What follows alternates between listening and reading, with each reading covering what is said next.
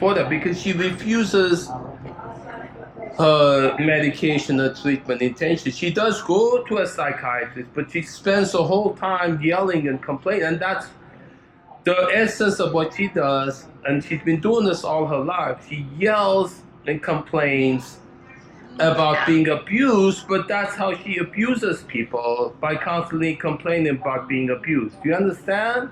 That's a method. So she disguises her abuse of others by making that abuse complaints that others are abusing her. I see.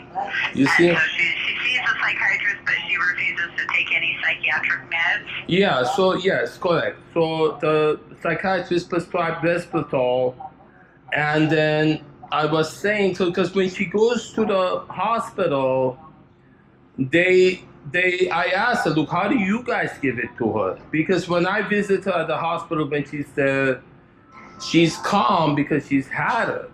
So I think they inject her or something.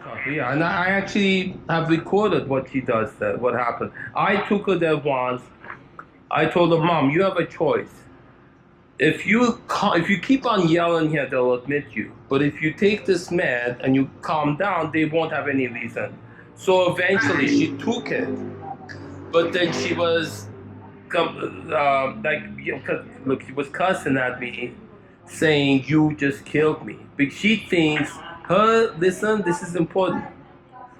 She thinks her right to yell and scream, that's her identity. And by taking the meds, she's violated because she's not allowed to be who she is. Do you understand? Yeah. She wants to. I understand perfectly. I worked psych for 15 years. So that's like, this is who I am. This is who I've always been. And why can't you? This is my right to be this way. How dare you? If you're gonna give me, like, I have it recorded what she says.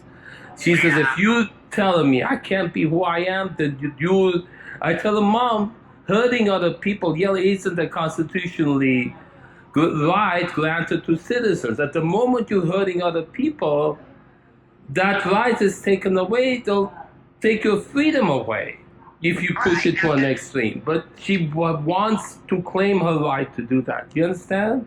Yeah. Yeah, you understand. No, she lives by herself. Her and I are the only surviving members of our family. The rest of them died. And then, just so you know, all of the husbands of all of her sisters have died. She has 3 other sisters. They're black widows. Their husbands died. They're all healthy walking around, but their husbands died. That's what they do to men. She had a boyfriend that after she divorced my dad, the boyfriend died. She had a. So that's what she does. Like, the boyfriend gave her his house, sold it to her for $1. She wouldn't let him in the house. She wouldn't let him in the house that he gave her, his own house he gave her. She wouldn't let him in the house.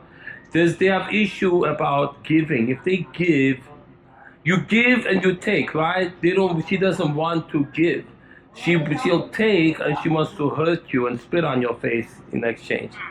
That's the way she is, because if she gives, she feels she's been cheated. She's had several, okay? So she's narcissistic, she's histrionic, like she wants to be every day catastrophize. Go out into the street and yell that she doesn't have food, or she's been abused, or she doesn't have glasses, anything that works. So what will work? If for an elderly lady to go out in the street to get attention, that she's in distress, she doesn't have, even though she has a huge house, she has everything she wants, and she can get anything she wants.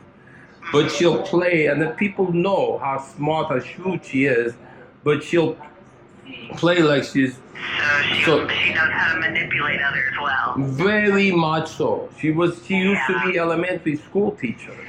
But then she let on like she doesn't understand, she can't hear, and she can't do it, So depending on the situation, she'll put on the persona that fits her agenda in that situation. She's very, very shrewd and smart, and we play right now. Like I was at her house, she plays Beatles on the piano, and I sing with her. I keep her busy doing that. That's how you deal with people who have like that extreme problematic behavior. They usually have something they're very, very good at. They're savants. So you focus on that. If you tell them don't do the bad behavior, they'll do more of it. But if you encourage the good behavior so that they're spending more time doing the good, they have less time to do the bad, you know? And then I have like the videos and self-love affirmations. I said, Mom, let's just play that one thing, the 2-minute affirmations. I love myself, I respect myself, people in my life are good to me, I'm happy, I'm healthy. Just repeat that one simple set of statements every day. That one thing alone. She plays along with that. Or even if she agrees, I play that YouTube video on the background once a day.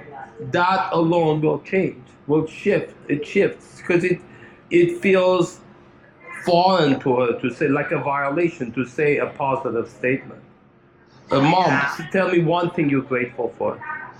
That one thing that she thinks about one thing to, like while she's going on a tirade, Mom, one thing, there's one thing good about what's going on. One thing you're happy about. That alone will shift the dynamic. And then so she starts changing the narrative little by little by saying those positive statements. You don't need medication. The medication is there to patch it up. The core of it is the story she's telling herself all the time. Change the story, you change your life.